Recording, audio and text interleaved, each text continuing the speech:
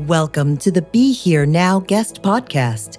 This series features a collection of teachings and conversations centered around mindfulness, spiritual growth, and living a life in balance. Each week, our diverse network of guest teachers and hosts offer up wisdom and practices from a different spiritual path and perspective. If you would like to support this podcast, please visit BeHereNowNetwork.com/donate.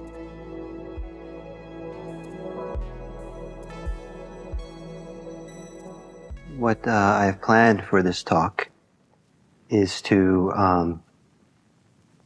do a little bit of commentary on this important chant that we do in Theravada Buddhism that we chanted, I think, last night, Anicca Vata Sankhara.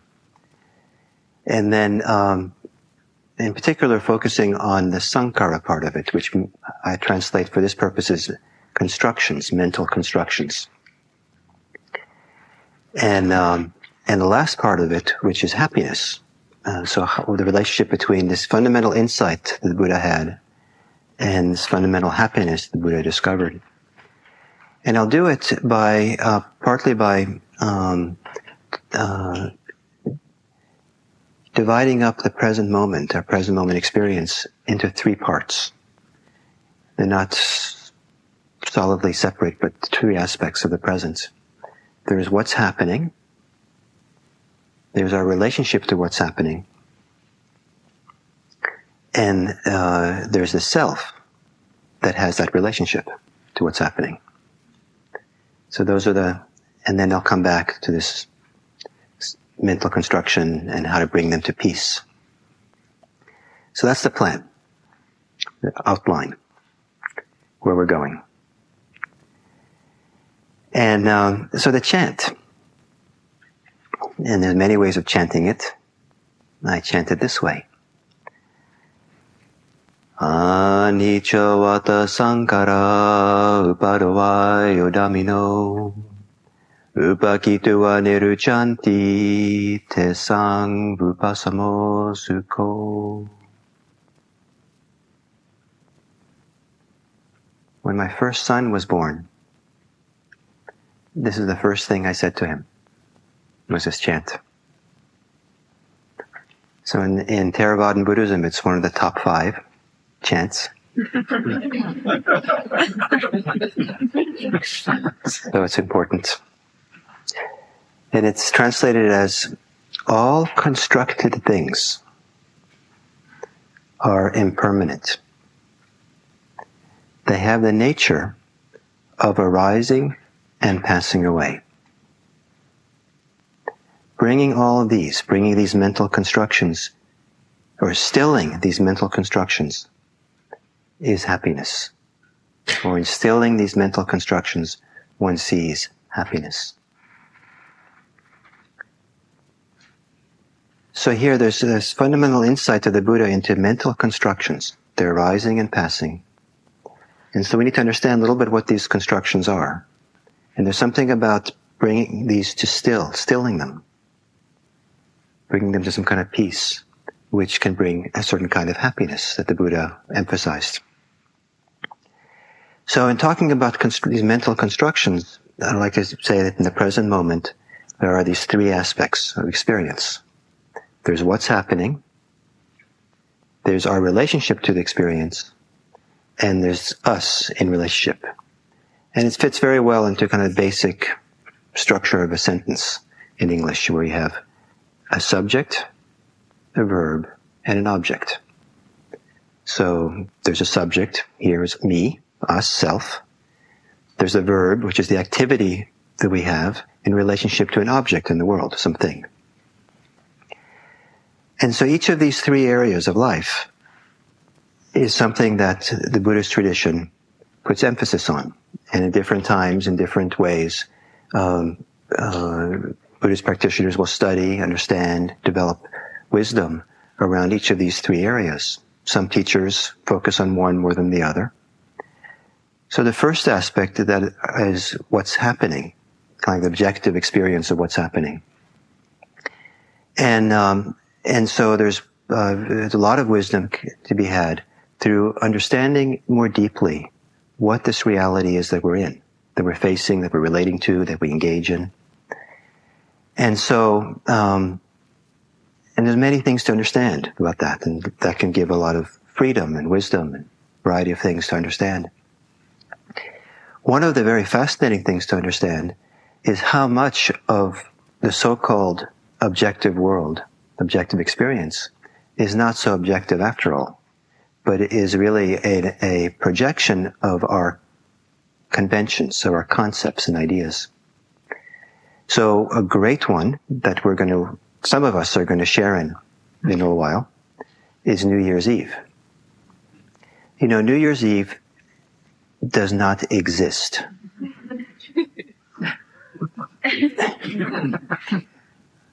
And it exists as a convention, as an idea that people have created.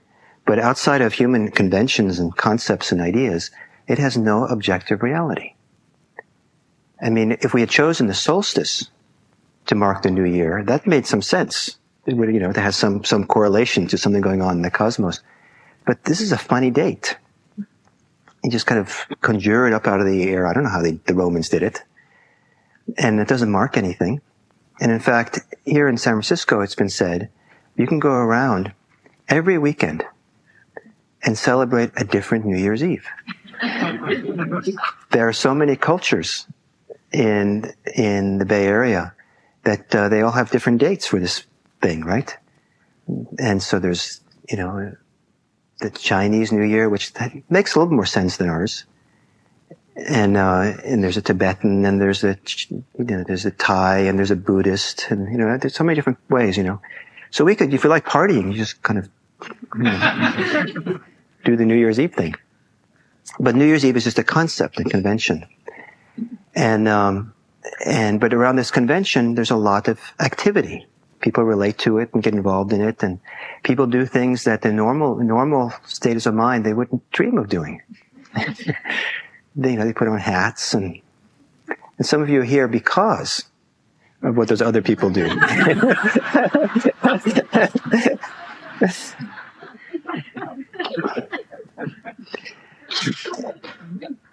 And it's all very confusing too. It doesn't exist, and we say December, the 12th month, and the word December in Latin means 10. November means 9. October means 8. September means 7. No wonder we're confused. One thing to have concepts that make sense, and then have concepts that, don't even make sense. So these are conventions. And so when we see it as a convention, then we can relate to it in different ways. We can buy into it, lock, bock, and sparrow, so I would say, the whole thing.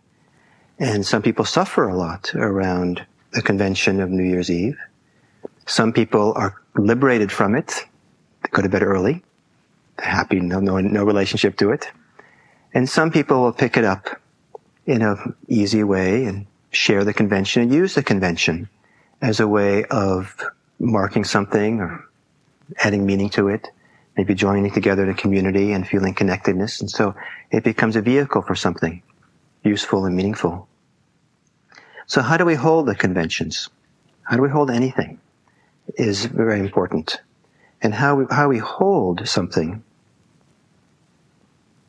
as it has to do with our relationship to it. So what's our relationship to something, to a convention, to New Year's Eve? So as this talk proceeds, I want to, in the background of it, or in the foreground of it, have this example. I'm going to have a bell here. Now, there's different ways of holding the bell. And I can hold it this way.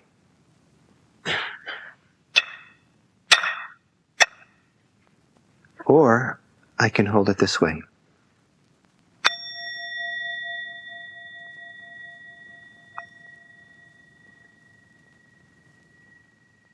I can hear this beautiful sound and grasp it. It's mine. Where did it go? Oh, I know better than grasping. That, there's not, the sound is not the bell. So I'm not going to grasp the bell. but I'll grasp that sound. And I can't do that. What is it that gets destroyed in our grasping? It's possible to be free completely of the bell and just put it down. No more bell. It's also possible to hold it lightly and make something beautiful.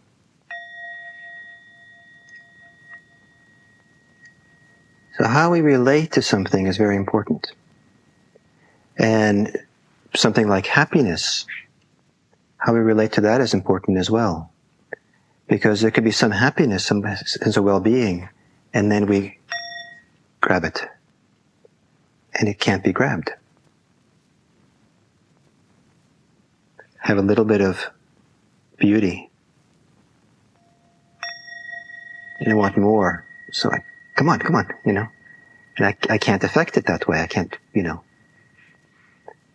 So how do we hold it? How do we relate to things?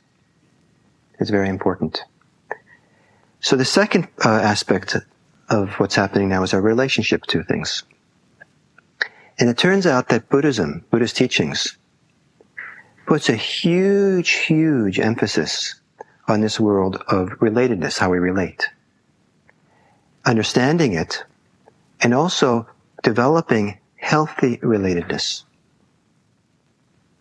So the emphasis on ethics is all about relationships. The emphasis on generosity is about relationship. Loving kindness, compassion, and so forth are about how to be in relationship.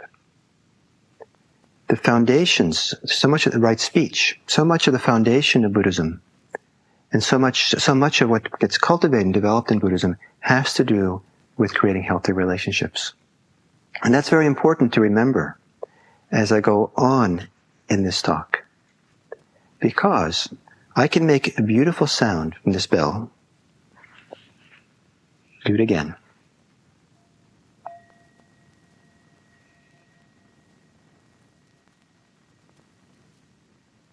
Now, how many times in a row can I make that beautiful sound before you start getting tired of it?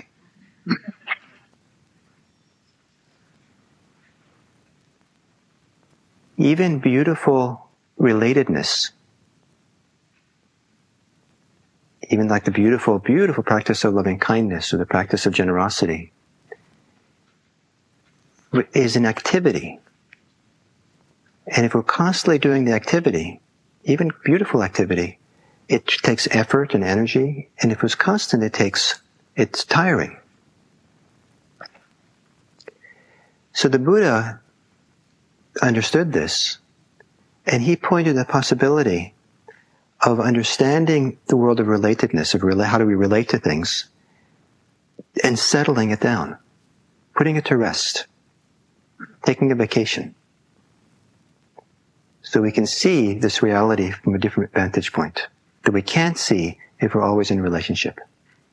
So the second aspect of the present moment is a relationship we have. And so a very important part of mindfulness practice is to begin understanding the different aspects of how we relate. And in fact, as we stay present for our experience, like the breath, sooner or later, one of the things that gets highlighted is how we're relating to our breath, to our practice, to ourselves, to all kinds of things. And a lot of the inner work of Buddhist practice, or the primary inner work, has to do with coming to terms with how we relate. Even such a fundamental Buddhist teaching as grasping as being the source of suffering. Grasping is a way of relating. That suffering, that kind of suffering arises out of a way of relating. So this is a really important part, just to understand this area. There's a lot to understand, much more than I'll cover tonight, but I just want to touch on a few points. For a good number of people, how we relate to the world is often through the medium, the vehicle of our thinking. And we think about things. So something like New Year's Eve only exists through the vehicle of our thinking. That's what it means to be a convention. And so we have to have certain kind of mental activity going on in order to have the idea of New Year's Eve. If you think about breakfast, that is not having breakfast. All your thoughts about breakfast doesn't compare to the experience of eating breakfast. I have spent an embarrassingly large amount of my life thinking about things. And about things which never happened. I spent a whole year in my spare time planning for a monastic job that I was convinced I was going to get, and I was the only one qualified to get it. And I planned around it and everything, and just everything. And and then only not the time came, and I was given a different job. Now, what was I doing? How many hours did I spend planning for a future that never happened? It was rather embarrassing. But luckily, I didn't get the job. And then I could see, wow, what was I thinking? So to think about. So thinking about is not the same thing as having something happen. And I think it's really interesting to see, future planning. So much of my future never happened. And it took me a long time to realize that I had a very poor track record.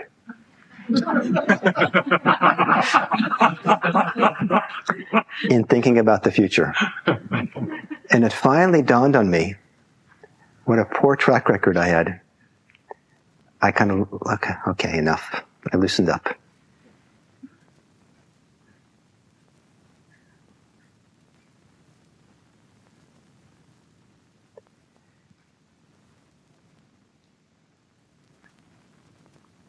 I've sat on retreat, meditating, and started thinking about how great it would be to go on the next retreat. I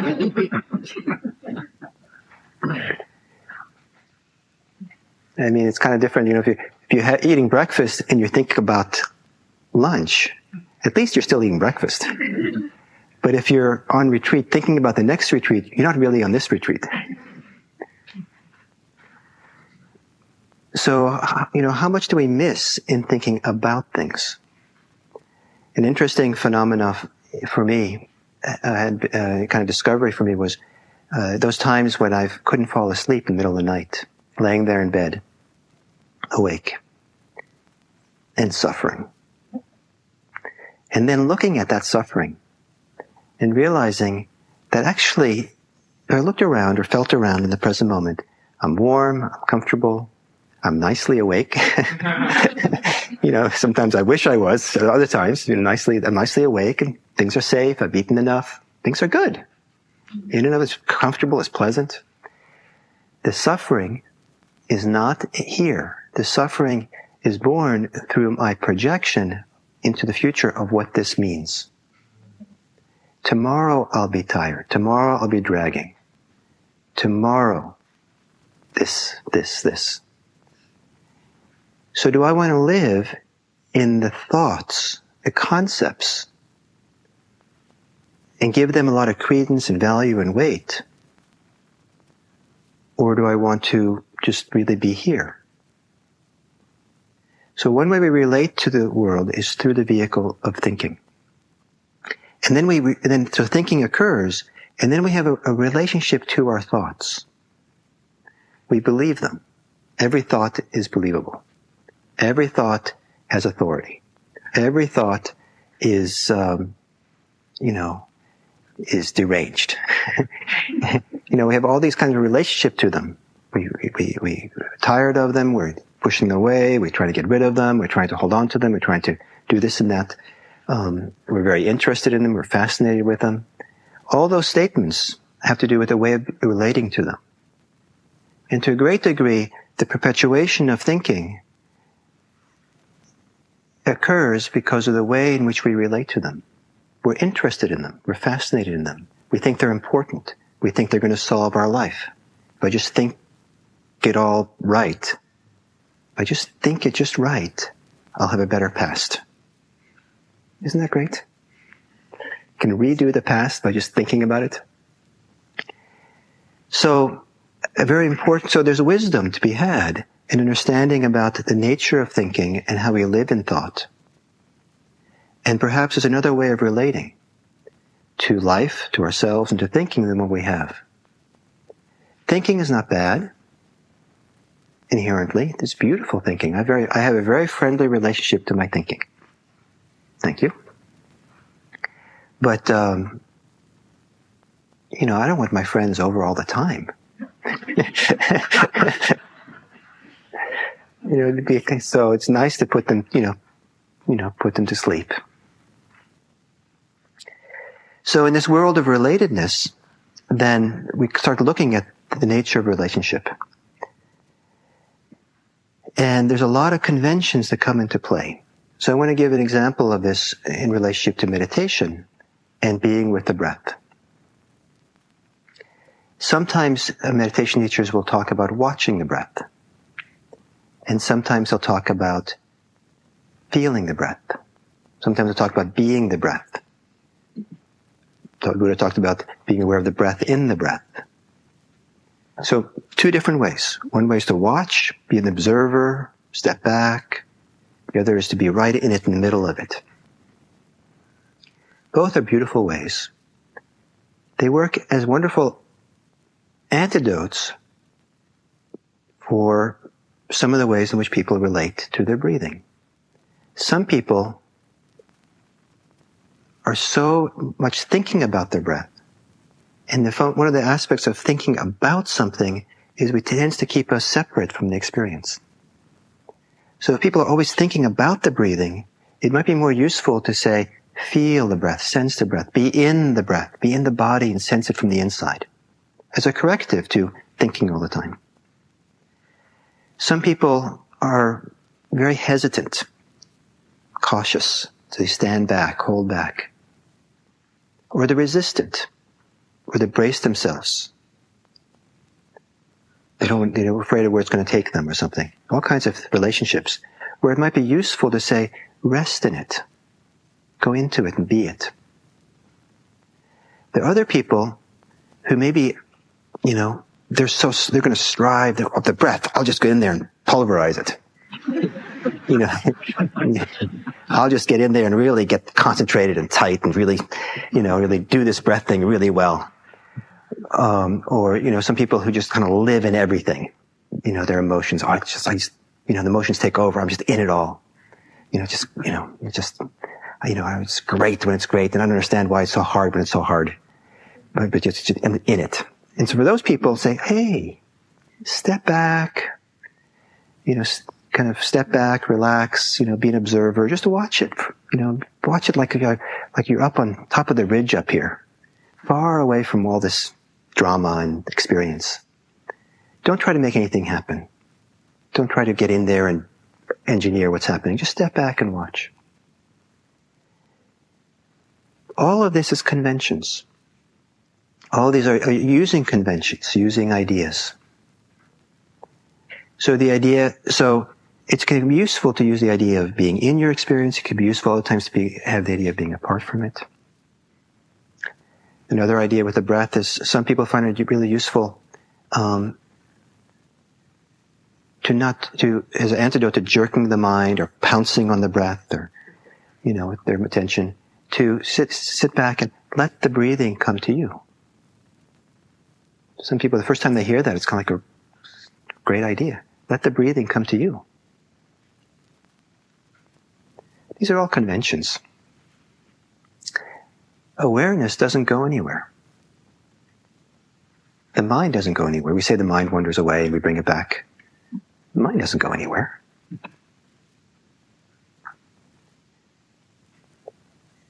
It's also possible. So we have all these conventions and they're useful. We play with them and they're antidotes and they settle things.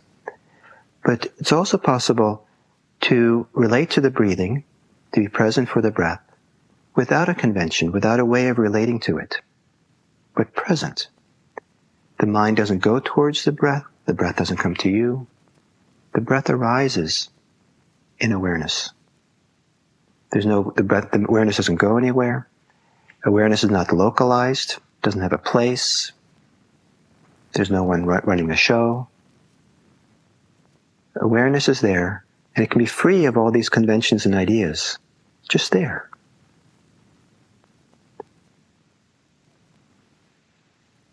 So how do you relate to the breathing? What's going on for you? So what's useful? Maybe it's useful to enter into the breath, given what's going on for you. And at some point, as you enter into that world and get stabilized there, at some point you'll find it's not useful to have that idea anymore. And so that it drops away. So in the dropping away of that idea of being, I'm entering into the breath, that activity, that mental activity that says, okay, I'm now entering into the breathing, or I'm allowing the breath to come to me, that's a mental action. It's a mental activity. And at some point that activity can be put to rest. So whenever there's a relationship that we have, that we create and form into anything, it involves some kind of mental activity. Nothing wrong with mental activity, but it's really useful to recognize it as mental activity. Or as the Buddha called it, mental construction. We're constructing something in our mind. And so one of the opportunities in meditation is to understand these activities and to begin questioning them. Questioning that, do I have to live in them all the time? There are a lot of people, most people in the world, I would venture to say, take their thinking and their mental activity completely for granted. This is the nature of how the universe is built. And there's no other option. But there is another option. It's possible to put to rest. Or it's possible not to be in or creating relationships all the time to our experience. To have a vacation. So imagine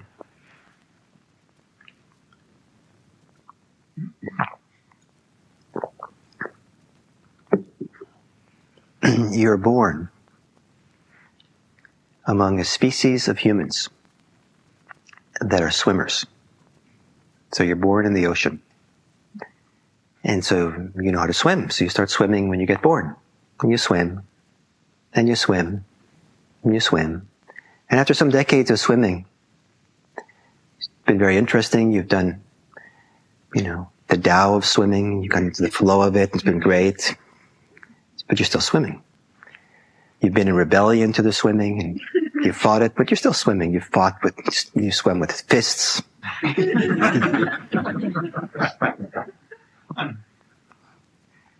There are all kinds of wonderful ways of swimming, but still swimming. You become one with swimming, but you're still swimming. And then you hear, and maybe there's an alternative. So someone says, well, maybe there's land way to the west, and you swim to the west. Nothing. Someone tells, oh, maybe it's to the north. You swim. All this promise. You get excited, you swim harder. Nothing's there. No, to the south. No, to the west. And finally you meet an old, wise person. And the person says, oh, just turn over and you can float. Stop swimming. Just lay on your back and the water will hold you up. So we have all this mental activity, doing and fixing and engineering and thinking and planning and all this stuff, and even beautiful stuff, becoming one with our experience. Beautiful, being in love with everything. It's all activity. Not to belittle some of the beautiful stuff at all. But there's this radical thing that can happen where we don't relate. We leave it be as it is. This is how it is. And that's meant to be something very, very simple. And it's meant to be something very, very closely akin to a moment of mindfulness. To be mindful. And let the experience be what it is. Don't pick it up. Don't relate to it. any special way. Don't be for it. Don't be against it. Don't brace yourself against it. Don't protect yourself from it. Don't try to fix it. Don't try to develop it. Just be. Don't think about it. Don't just let it just be there.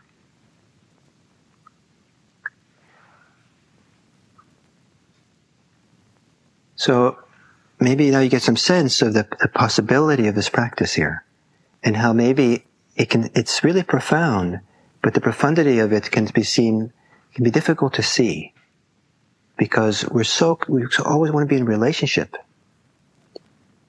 with things. But what about just leaving it be? Now, if you're free, it's Buddhism about freedom. If you're free only when you're comfortable, you're not really free.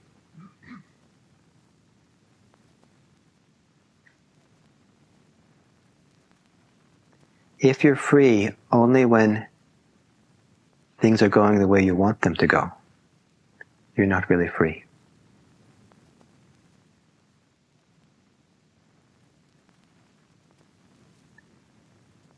So to let things be in mindfulness and awareness, when things are not going the way we want, when things are not comfortable, is actually necessary to discover this beautiful freedom, or this beautiful possibility of rest, of bringing things to rest.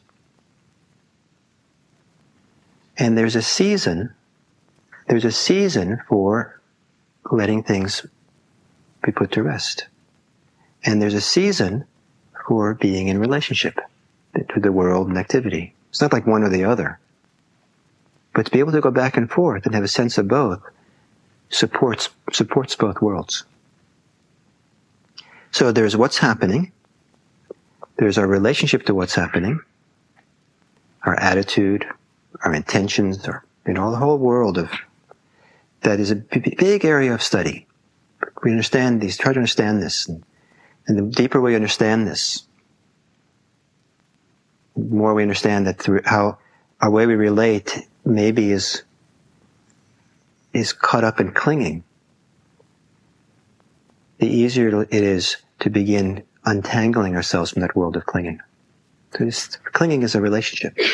So there's what's happening, and then there's our relationship to it. And then there's the self that creates the relationship. The self that experiences the results of the relationship. The self that has these mental constructions. And that's a whole other area where it's a mindful study of development of wisdom and understanding about this nature of what we call the self, who I am. And there's many aspects of this. There's all these things that I call myself. This is who I am. Some of it, maybe it's quite reasonable. But when you call yourself something, do you hold it like this? Or do you hold it like this? Which way is more beautiful? So, here I am. I'm a teacher tonight. I'm in the role of a teacher. Which way do I hold it? Do I define myself that in a tight way? This is who I am. You guys better realize it and treat me that way. Or, seems to be a role. It's a convention. It has its usefulness. I'm hoping it's helpful to people. And, I'm happy to let go of the convention. So what identities are we holding on to? And there's a lot of them that play themselves out in a retreat. Identities of being a good meditator or a bad meditator. I'm a hopeless meditator. This is hope. I'm hopeless. And maybe, that's we add something on top of it. And then society will put identities on us that causes a lot of suffering for many of us. when I was in 7th grade, my art teacher told me that I had no artistic ability. Well, I didn't know anything about anything. So she's the authority, and I didn't really care whether I had, it didn't mean anything to me. So, but yeah, I guess that's who I am. I hadn't. So great, I went happily along. I'm one of those people, no artistic ability, until freshman in college, and my roommate was a born-again artist, and it was his job to convert me. So it turned out I did have some artistic ability. So there was an identity that I locked into. So here in retreat, we lock into them. And then, so how many of the identities we hold cause us suffering? And then there's ideas that we have around what it is to be a self. And we hold on to some of these ideas quite tightly. Self has needs. Self has this need, this desire. Self requires this. This self has this history. This, all this stuff around self. Some of it's accurate enough, but it's also a convention, it's construction. And it's really amazing to begin putting the constructions down. It's very difficult for some of the deeper held things. I was totally amazed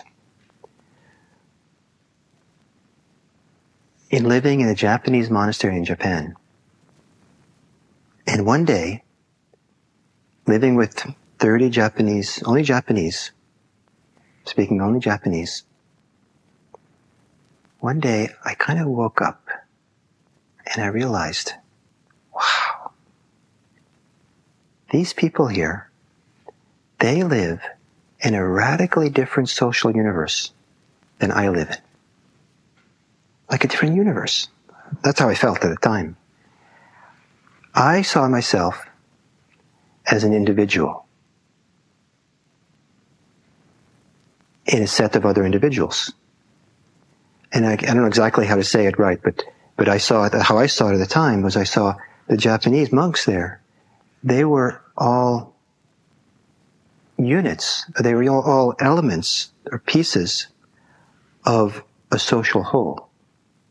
So I saw the whole as being the individual. They saw the whole as the group. And I was just amazed that there could be such different ways of being in the world. And I thought, followed on that was, neither way is right or wrong. They both have their ways, but it's deeply embedded cultural conditioning to how we see the sense of self. And I now, I was passing on to my son, for better or worse, some of my Nordic, European, and American strands, currents of individualism. I can't help myself.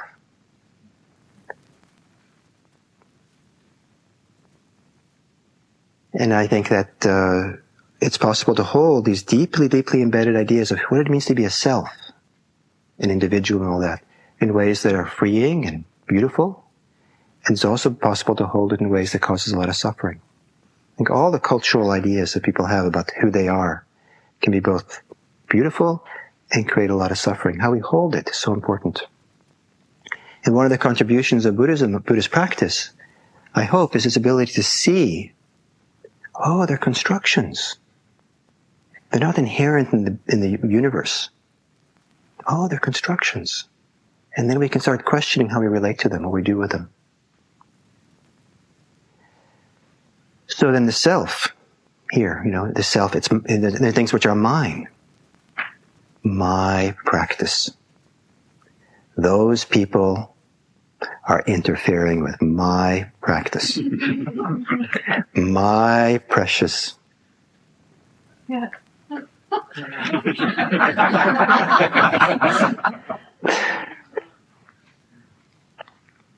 So that's mine. And so, or it's my seat in the hall. I mean, imagine if you came in here and someone else sat right there in your seat. Wait a minute, that's my seat. But my is a convention. If we all left this evening in different shoes than we came with, our shoes wouldn't care.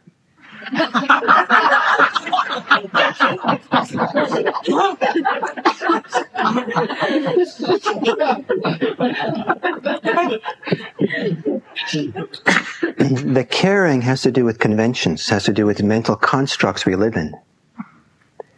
There's a beautiful story of Suzuki Roshi. There's a picture that was taken of him just when he was when this story happened. So this picture of he's holding up his glasses like this, and he's leaning forward with his glasses.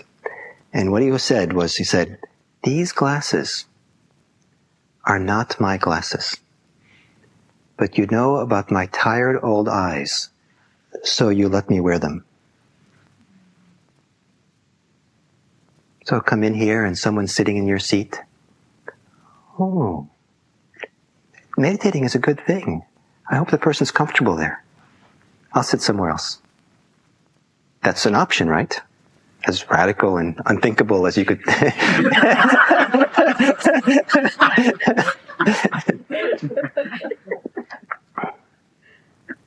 So that, this is mine, all kinds of stuff. My needs. So there are needs. There are beautiful things about the self also, but there's a time and place to take the mental construct, ideas of self, and put them to rest. A lot of how we understand ourselves as a self is mediated through thinking. Who are you if you don't use your thoughts to tell you?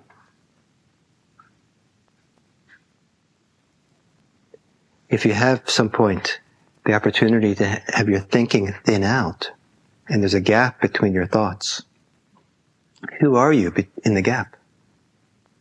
I mean, you haven't disappeared. You're still breathing and sensing and, who are you?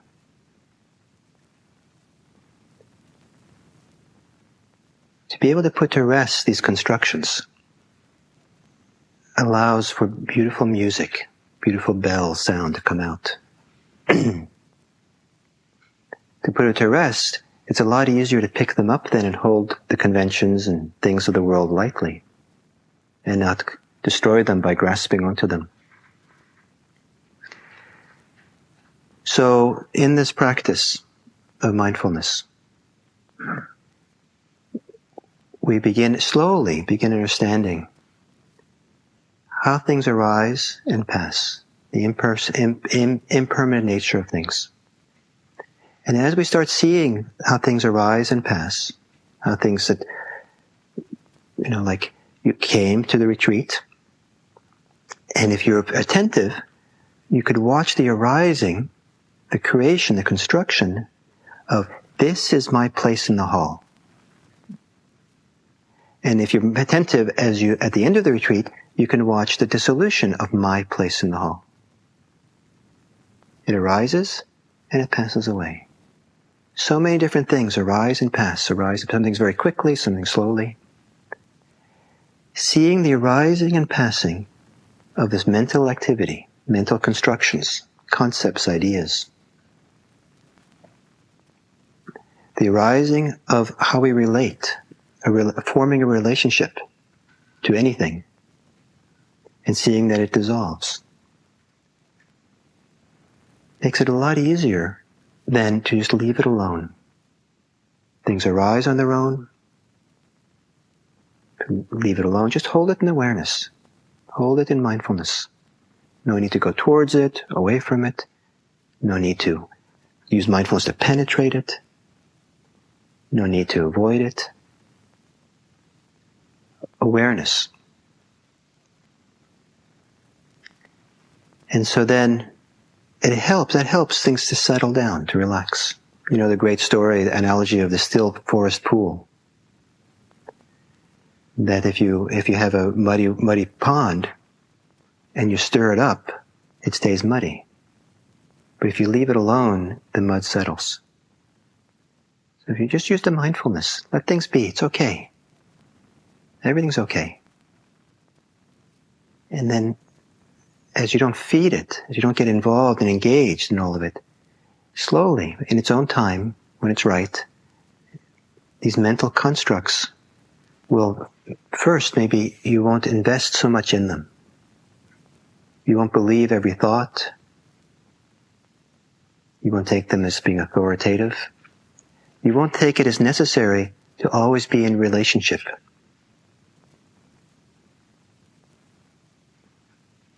Even though you're still relating, you might say, oh, there's an alternative. And then it's possible that somehow some of the sense of mine, myself, me, the sense of a self, begins to get looser and lighter for you. And perhaps there are even times when that sense of self, the construct and ideas we have of self, can fade away for a while. And then it becomes really interesting. There's subject, verb, object. The object is your problem. The verb is your relationship to the problem. And the subject is you. Most people try to solve the problem. They can't solve the problem, they try to fix the relationship. But what happens if the subject is not there? What happens then?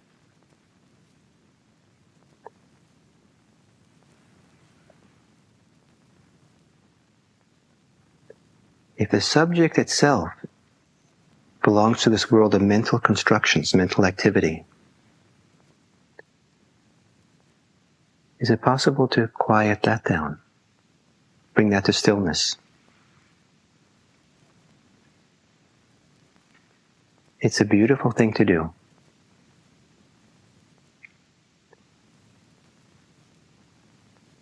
And it's completely safe to do it. In fact, it's one of the safest things you can do. If you want to be protected, or if you want the most beautiful parts of your life to come forth, it tends to come forth, some of the most beautiful parts, when we're not trying to make something happen.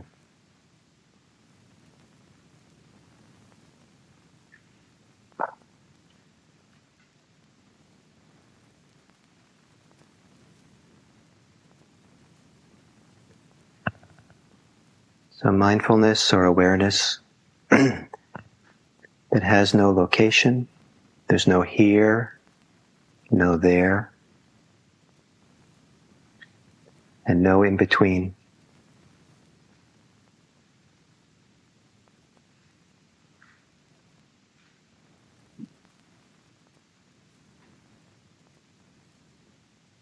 So all constructed things are impermanent. They have the nature of arising and passing away. Bringing all these to stillness is happiness. Anicca vata sankara upadavayo dhammino upakitu aniruchanti tesang vipassamo sukho.